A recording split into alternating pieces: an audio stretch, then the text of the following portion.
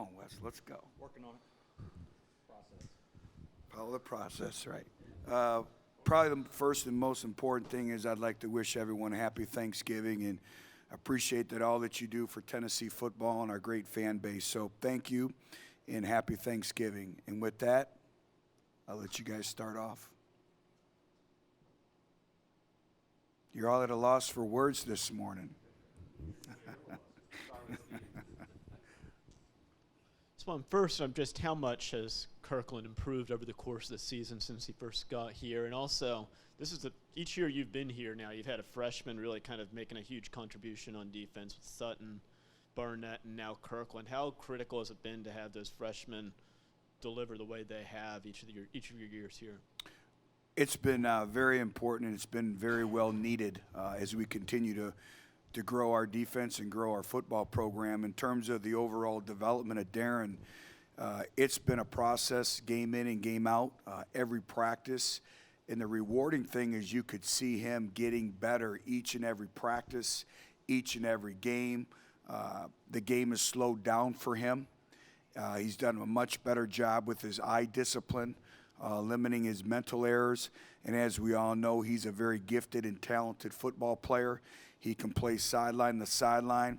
But really what separates great football players going from good to great are the instincts, the things that you can't coach, the ability, the knack to find the football, to do those little things.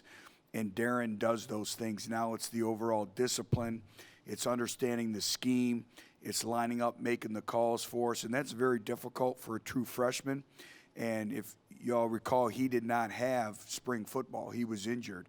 So, again, everything that he's brought to the table, he's consistently developed and improved his skill set. So very, very proud of him and how far he's come. And also the mentoring that our older players, starting with Jalen Reeves-Maben and everyone around him, the mentoring, the guiding that they provided for him as well. Jimmy, and Patrick, and Seth. Butch, would you talk about the improvement of Vanderbilt's freshman quarterback and also how much Ralph Webb means to their offense?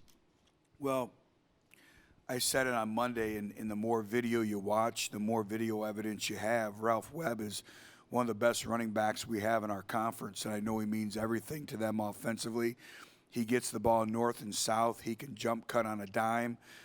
He runs with energy. He runs with passion, and he runs with very good pad level.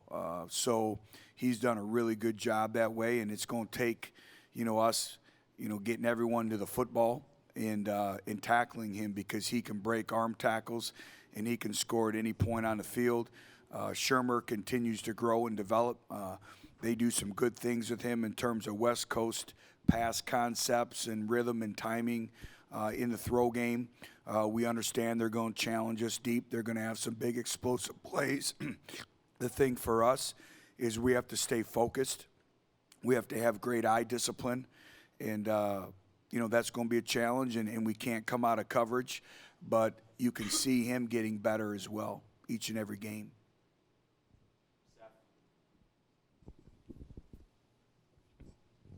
A lot has been made about, the upperclassmen, about them leaving the program better than they found it. What has that been like this week with it being senior night Saturday, and what have they left some of the younger guys on the team with?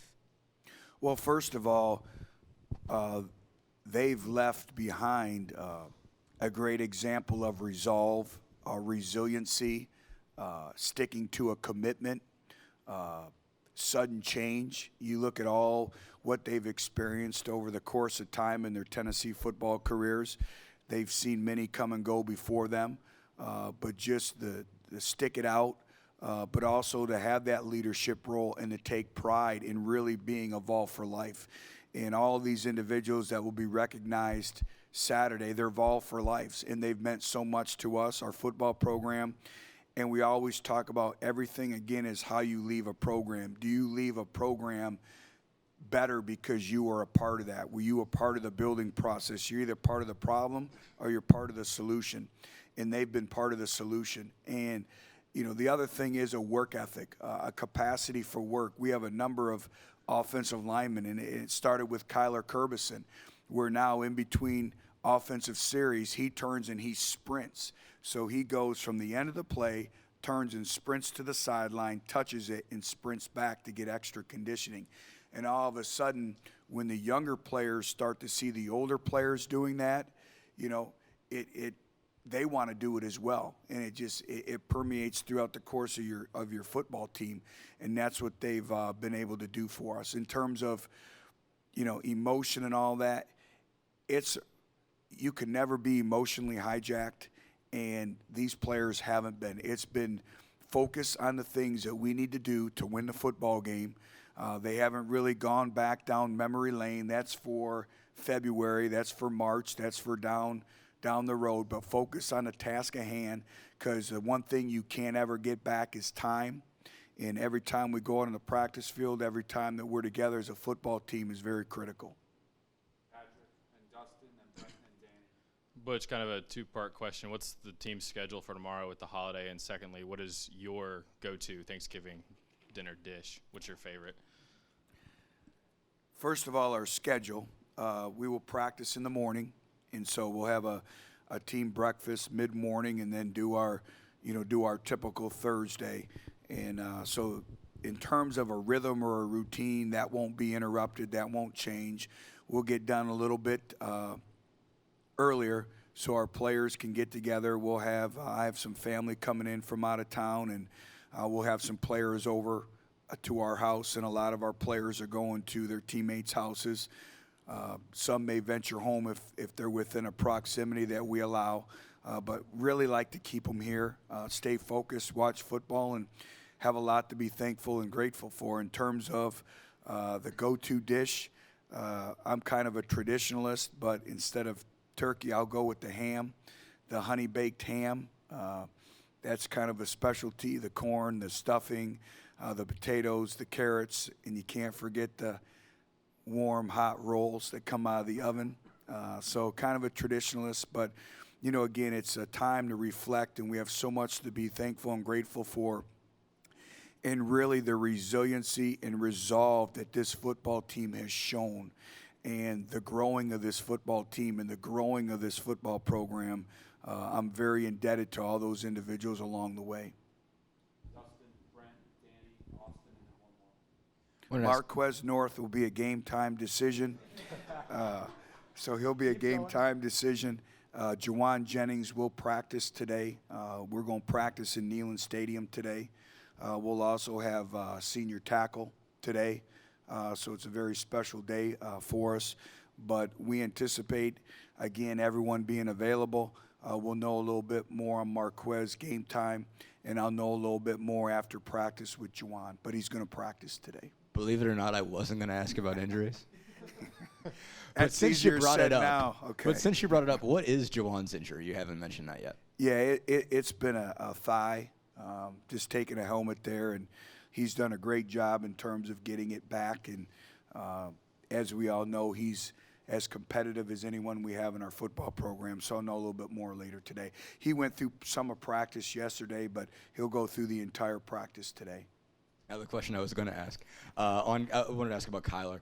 What makes him just so good at connecting with those guys as a leader on the offensive line? I think first of all, the shared experiences, the experiences that he's had in our football program, just the ability to communicate. He's very down to earth. He's very approachable, and he's a true team player.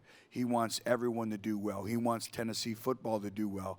So he's very willing to give his opinion, and it's all about performing and winning football games and winning in the classroom, and that's what he exemplifies. But he's basically seen anything and everything that you could see. He's been through that, so he's a wealth of experience. He's a wealth of knowledge for these individuals, and, you know, he's one that really has worked on his technique. He's worked his craft every day, and he's very cerebral. He understands the schemes. He understands what the defense is trying to do, and as a younger player, that's probably the biggest challenge, is you're trying to understand your schemes and your technique, and a lot of times the football intelligence becomes second in terms of understanding the power of why. Why are they trying to do that? How are they attacking us? And that's where Kyler has really elevated his game. Butch, you didn't mention Jayshawn Robinson on the injury list, so I'm assuming he got through last week okay.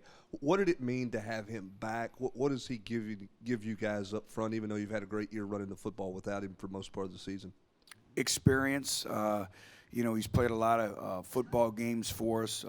He plays with very, very good leverage, the ability to sustain blocks. And, unfortunately for him, it's been one of those years where it's just been one injury after another. But it's the first time he made it through an entire game.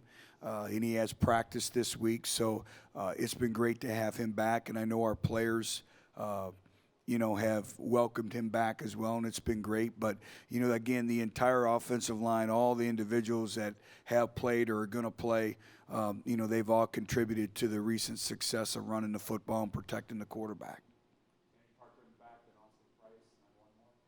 Coach, I'm not sure what Elliot Barry's situation is. I've seen him with a headset on, signaling in plays on the sideline.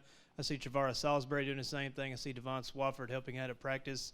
What's life like for those young men kind of transitioning into, I guess, student coaches and stepping away from the game of football? Well, Elliot is still a football player. He's had a knee injury, and so he's going to have a scope done after finals. We wanted him to finish strong in terms of finals, and then he'll have a scope, and it'll be about a 6-week process, and he'll be back, and he'll be better and he'll be stronger. And so Elliot's a very intelligent football player. So anytime we can get him helping, that's critical. And then obviously, we've talked about Devon Swafford. Same thing with Travaris Salisbury.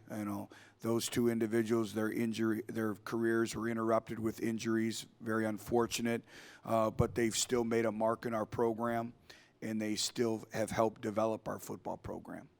Coach, 2 questions. One, going over to the stadium, is that a kind of get an early look at the turf? Don't read into it, no. Two, can you speak on just the local families, whether it be the Smiths or any of the other kids that have the players over and kind of become that, the mom or dad that this time of year when their families are far away? You bring up a good point, and that's the families in the immediate area. And, we told them this when we recruited their sons, is that you're going to become parents, second parents, third parents to a lot of these, individuals from, different states and different parts of the state of Tennessee, and you'll enjoy it. You'll enjoy them coming to your house. You'll enjoy the players coming over, and you'll be a part of. You'll have a special part of it, and they've done that, and they've done a great job of, have our players over, and I'm kind of looking forward to, after we leave the Anderson Training Center, kind of taking the coach hat off and being dad and having Alex have some of his teammates over to our house as well. But, those families have meant a lot.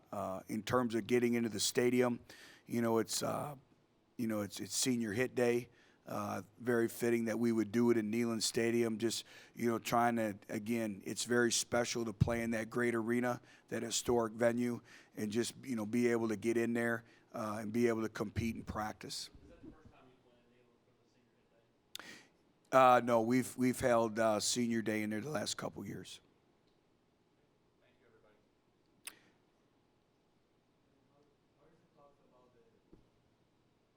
You good?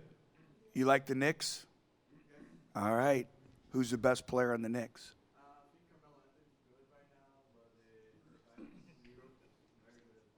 Okay. And you're a New York fan. You like the Jets too? Okay. Well, happy Thanksgiving to you. Happy Thanksgiving to everyone. Have a great weekend.